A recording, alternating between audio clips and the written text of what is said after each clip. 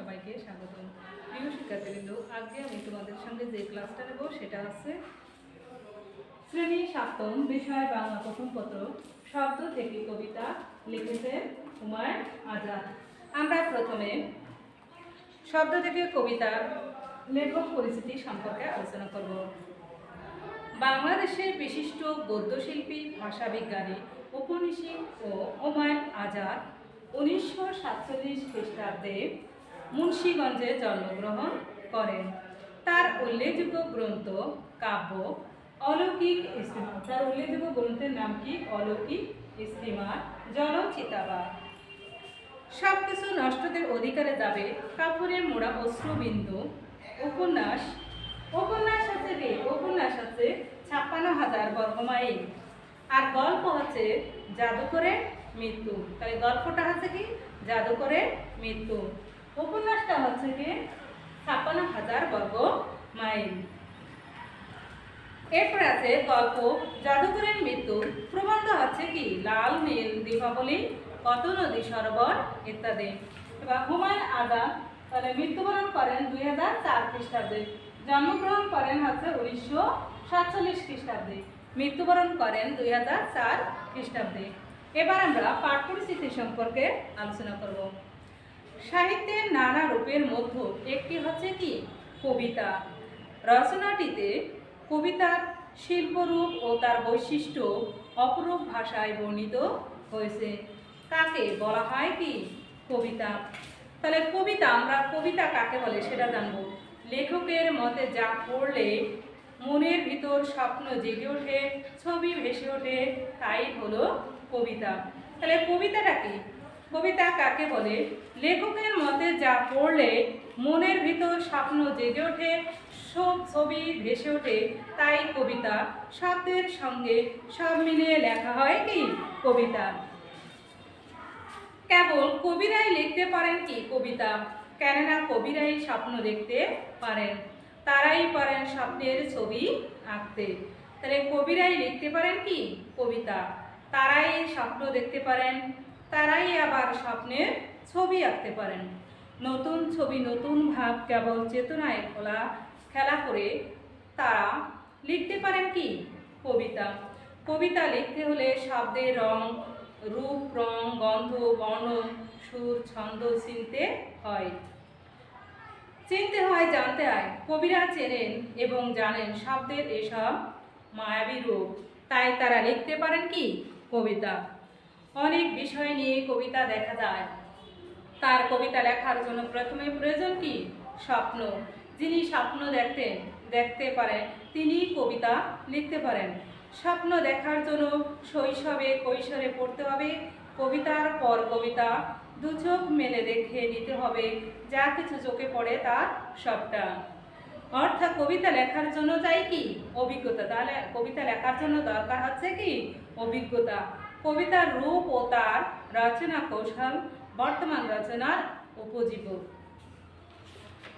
তাহলে এবার আমরা কি? তাহলে লেখক পরিচিতি, পাঠ পরিচিতি শুনলে তোমরা। এবার কবিতাটা তোমাদের গল্প গদ্যটা পড়ে শোনাইব। কবিতা কাকে বলে সেটা কি বলা মুশকিল, কিন্তু আমরা যারা পড়তে পারি তারা সবাই কম বেশি কি কবিতাটা চিনি। কবিতার চেহারা অনেক আছে। বইয়ে বা পত্রিকায় যে লেখাগুলো খুব সুন্দরভাবে ছাপানো হয়, তাহলে বইয়ে বা পত্রিকায় যে লেখাগুলো খুব সুন্দরভাবে ছাপানো হয় সে লেখাগুলো, পংক্তিগুলো খুব বেশি বড় হয় না। যেগুলোতে একটি পংক্তি আর একটি পংক্তির কি হয়? পংক্তির সমান হয়, সেই লেখাগুলোই হচ্ছে কি? কবিতা। যে লেখাগুলো পড়লে আমাদের মন নেচে ওঠে, গান গান গেয়ে উঠতে ইচ্ছে করে, চোখে বুকে রং বেরঙের স্বপ্ন এসে জমা হয়, সেগুলোই হচ্ছে কি? কবিতা। যা পড়লে, যেগুলো পড়লে আমরা 2-3 বার পড়লে মনে রাখতে পারি, মনের ভিতর যা নাচতে পারে সেটাই হচ্ছে কি? কবিতা। আর কবিতা কারা লেখে? তাহলে কবিতা কারা লেখেন? কবিতা লেখেন কবিরা। কবিতা কারা লেখেন? কবিরা। তাহলে কবিতা লেখেন কবিরা। তার একটি শব্দের পাশে আরেকটি শব্দ নিয়ে বসিয়ে একটি শব্দের সাথে, তাহলে একটি শব্দের পাশে আরেকটি শব্দ বসিয়ে একটি শব্দের সাথে আরেকটি শব্দ মিলিয়ে হচ্ছে কবিতা লেখা হয়। আমরা কিছু যদি বানাইতে চাই, তাহলে কোনো জিনিস যদি বানাইতে চাই তার জন্য দরকার কি প্রয়োজনীয় উপকরণ। এখানে গল্পটা আছে উপমা। উপমা একটা মেয়ের নাম, তাহলে উপমা একটা কি ঘুড়ি বানাইতে চায়।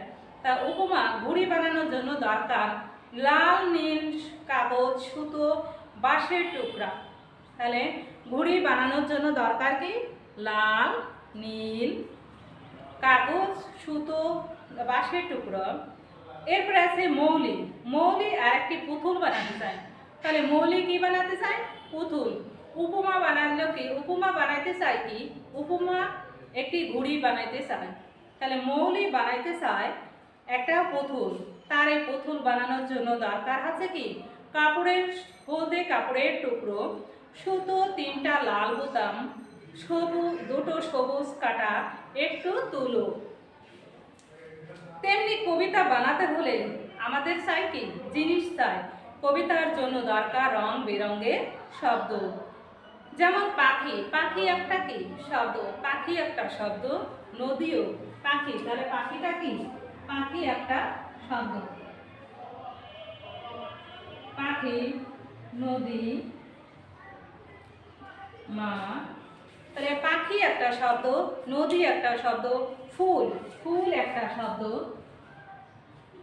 ফুলটা আছে কি একটা শব্দ, মা, মা একটা শব্দ। এমন হাজারো শব্দের দরকার হয় কি কবিতা লেখার জন্য।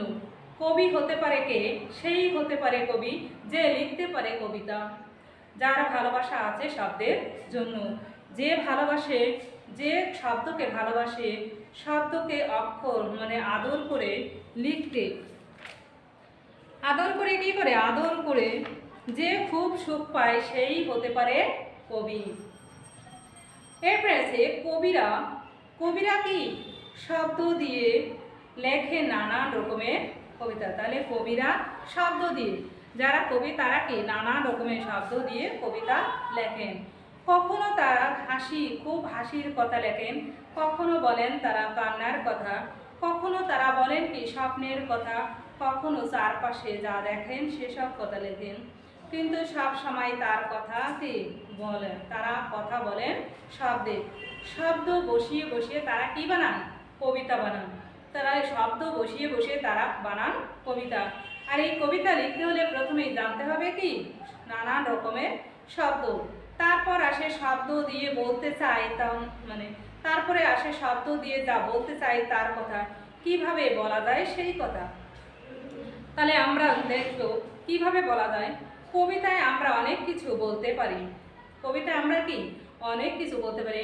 কখনো বলতে পারি ঘর ফাটানো হাসির কথা, কখনো বলতে পারি টকবগে রাগের কথা, কখনো বা বলতে পারি খুব চমৎকার ভালো কথা, কখনো কি বাজাতে পারি নাচের শব্দ, আবার কখনো বা আঁকতে পারি নানা রঙিন ছবি।